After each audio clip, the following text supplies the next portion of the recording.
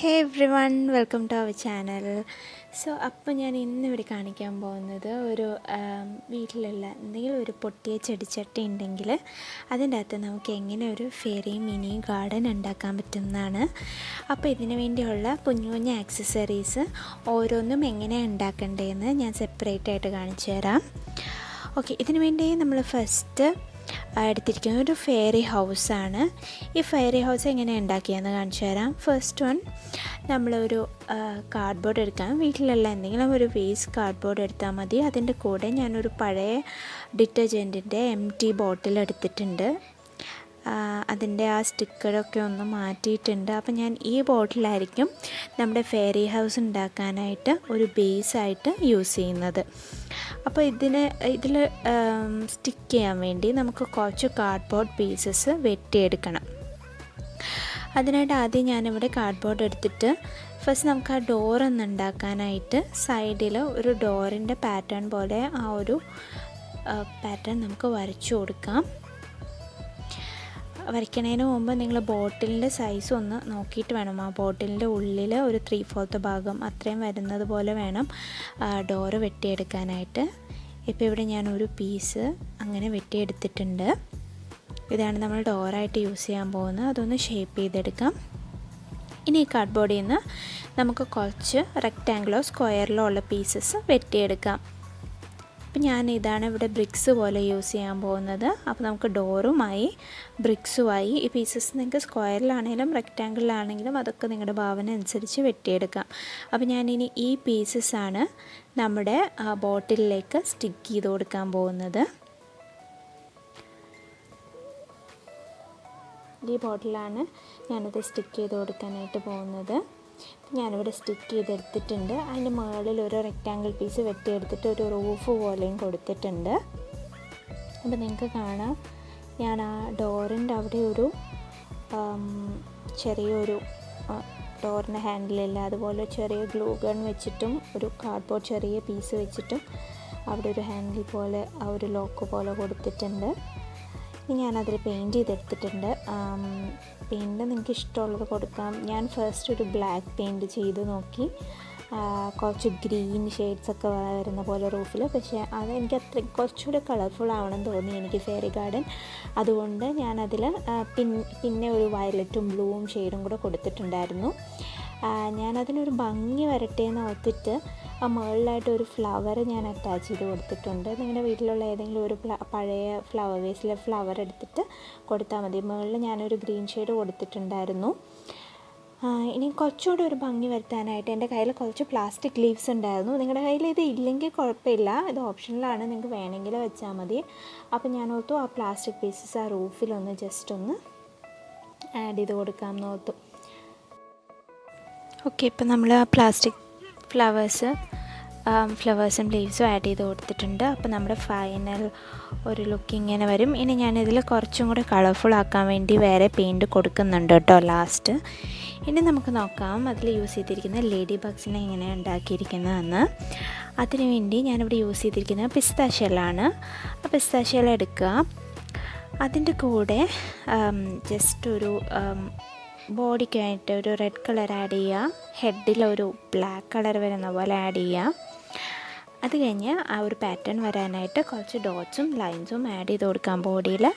പിന്നെ 2 ഐസും കൂടെ white paint use ചെയ്ത് കൊടുത്താൽ നമുക്ക് പിസ്താഷ്യാസ് യൂസ് ചെയ്തിട്ട് ബഗ് റെഡിയായി. ഇനി ഈ ട്വിക്സ് ഞാൻ യൂസ് ചെയ്യുന്നത് നമ്മുടെ ബെഞ്ച് ഉണ്ടാക്കാനായിട്ടാണ്. അത് ഞാൻ ഗ്ലൂ ഗൺ വെച്ച് സ്റ്റിക്ക് ചെയ്ത് ബെഞ്ച് ഉണ്ടാക്കിയെടുത്തിട്ടുണ്ട്.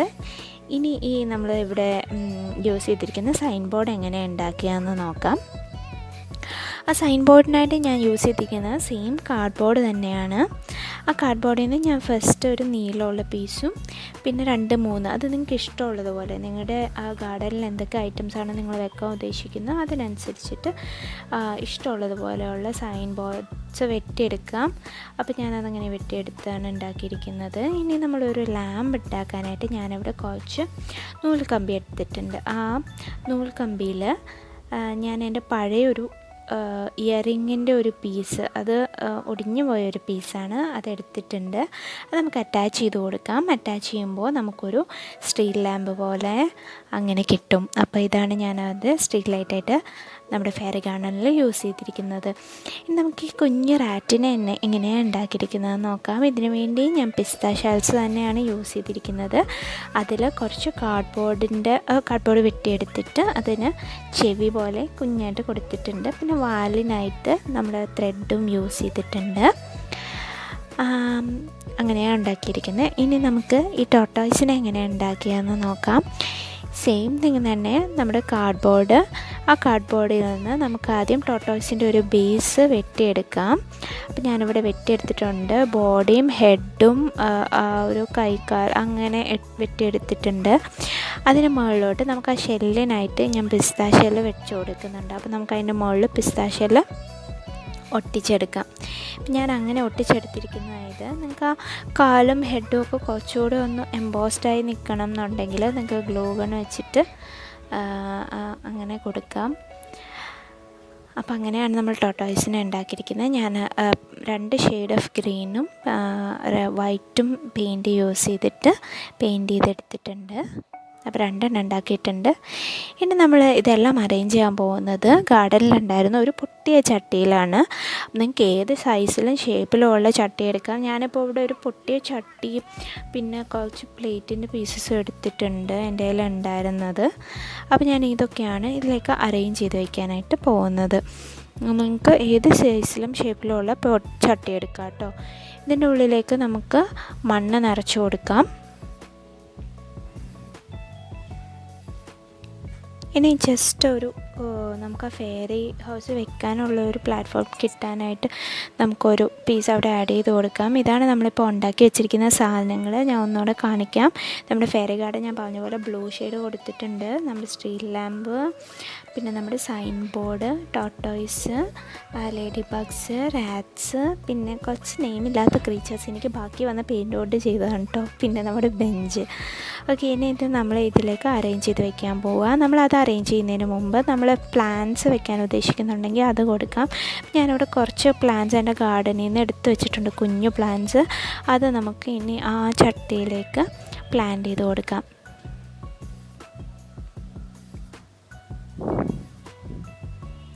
ഓക്കെ, ഇപ്പം ഞാനിവിടെ ഒരു 4-5 പ്ലാന്റ്സ്, കുഞ്ഞു പ്ലാന്റ്സ്, ആ ചട്ടിയുടെ വലുപ്പത്തിന് ചേരുന്ന പ്ലാന്റ്സ് പ്ലാന്റ് ചെയ്ത് വെച്ചിട്ടുണ്ട്. ഇനി ഇതിലോട്ടാണ് നമ്മുടെ ഐറ്റംസ്, ആക്സസറീസ് നമ്മൾ ആഡ് ചെയ്യാൻ പോകുന്നത്. ഫസ്റ്റ് ഞാൻ ഫെയറി ഹൗസ് പ്ലേസ് ചെയ്യുകയാണ്. ഇനി നമുക്ക് നമ്മുടെ സൈൻ ബോർഡിൽ എങ്ങനെയൊക്കെ സാധനങ്ങൾ വെക്കണ്ടേന്ന് തീരുമാനിച്ചു കഴിഞ്ഞാൽ നമുക്ക് സൈൻ ബോർഡിൽ ഓരോന്നും എഴുതാം. അതുകൊണ്ടാണ് ഞാൻ ആദ്യമേ എഴുതാഞ്ഞത്. ഒന്ന് അറേഞ്ച് ചെയ്ത് കഴിഞ്ഞാൽ ഓരോന്നും എവിടെ വരുന്നു എന്ന് നമുക്ക് പറയാൻ പറ്റുള്ളൂ. അപ്പം ഞാൻ ആ സൈൻ ബോർഡ് ഇവിടെയായിട്ട് ആഡ് ചെയ്യുന്നുണ്ട്.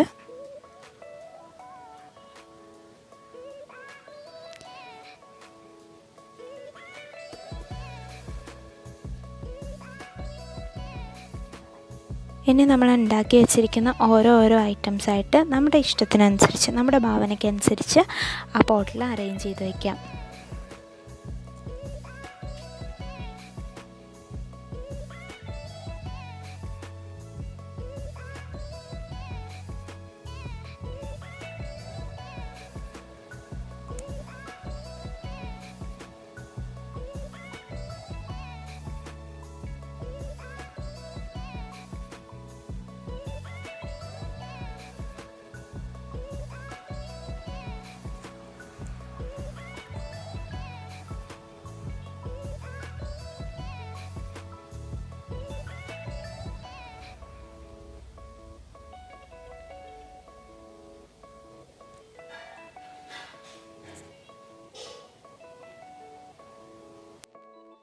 സ്റ്റെപ്സായിട്ട് ഞാനിവിടെ യൂസ് ചെയ്തിരിക്കുന്നത് പഴയ ഒരു പൊട്ടിയ പ്ലേറ്റിൻ്റെ പീസസ് ആണ് കേട്ടോ.